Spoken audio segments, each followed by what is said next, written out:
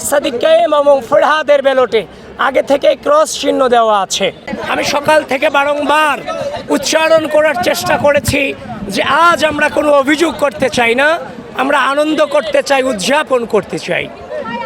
প্রিয় সাংবাদিকবৃন্দ,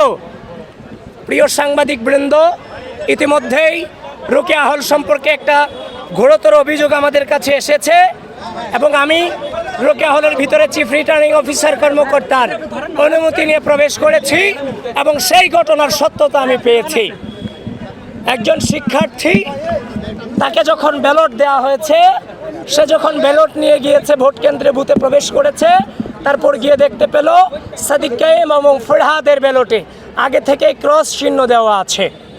তো সুতরাং যেটা বর্তমান নতুন বাংলাদেশের রাজনৈতিক পরিপ্রেক্ষিতে যেটা অশনি সংকেত। আমি দ্রুত ভোট কেন্দ্রে প্রবেশ করেছি, ম্যাডামদের সাথে কথা বলেছি, তারাও বলেছে এটা কিভাবে হয়েছে তারা জানেন না। তো সব কিছু মিলিয়ে ঘটনার সত্যতা আছে।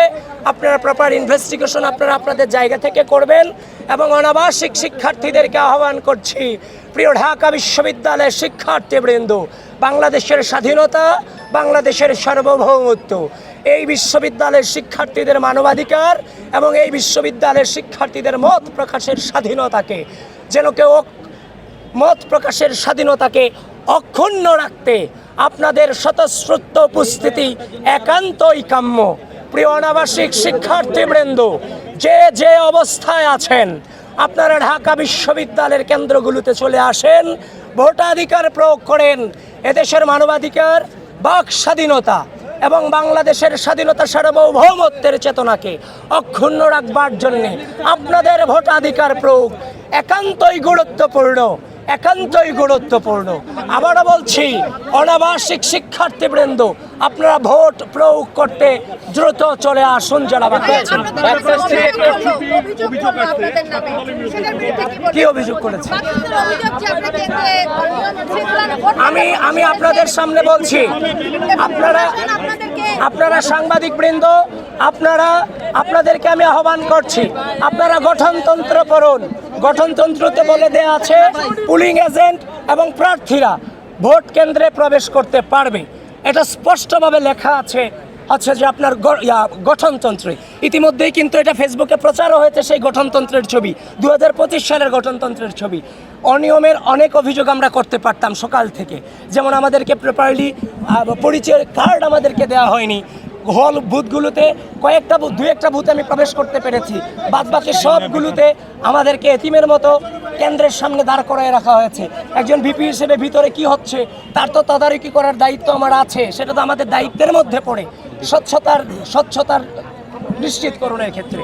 তো সুতরাং যারা আমার বিরুদ্ধে এই ধরনের অভিযোগ করেছে এবং যারাই যে গঠনতন্ত্র না পড়ে এই সংবাদটা যারা ঢালাওভাবে প্রচার করেছেন, আমি আপনাদের আহ্বান করব, এই জুলুমগুলা করা উচিত নয়। কারণ যখন আপনি এগুলো করে ফেলেন, এগুলোর ক্লারিফিকেশন দেওয়ার পর আগেই চরিত্র হনন করে ফেলা হয়। সুতরাং এখনো পর্যন্ত সজ্ঞানে এই নির্বাচনকে সর্বোচ্চ সহযোগিতা করে যাচ্ছি।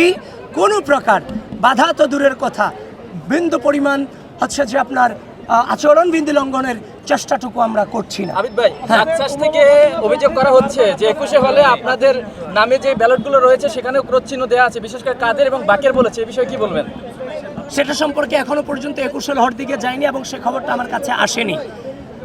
ইতিমধ্যেই রোকেয়া হল সম্পর্কে যেটা দেখেছি সেটা সম্পর্কে মন্তব্য করছি। একটু পরে আমি ভোটাধিকার প্রয়োগ করতে যাব উদয়ন স্কুলে, সেখানে ওই সম্পর্কে আমাকে জানতে হবে, তারপর আমি মন্তব্য করতে পারবো। এর আগে আমার মন্তব্য করা আমি আবারও বলছি, ঢাকা বিশ্ববিদ্যালয়ের অনাবাসিক শিক্ষার্থীবৃন্দ, আজকের এই দিন বাংলাদেশের দিন, বাংলাদেশের বিজয়ের দিন, বাংলাদেশপন্থীদের বিজয়ের দিন, বাংলাদেশের ভোটাধিকার, বাংলাদেশের স্বাধীনতা, ঢাকা বিশ্ববিদ্যালয়ের শিক্ষার্থীদের মত প্রকাশের স্বাধীনতা টিকিয়ে রাখার দিন। আপনারা কোনোভাবেই অলসতা দেখিয়ে বাসায় বসে থাকবেন না। আসেন, ভোট কেন্দ্রে ভোট প্রয়োগ করুন।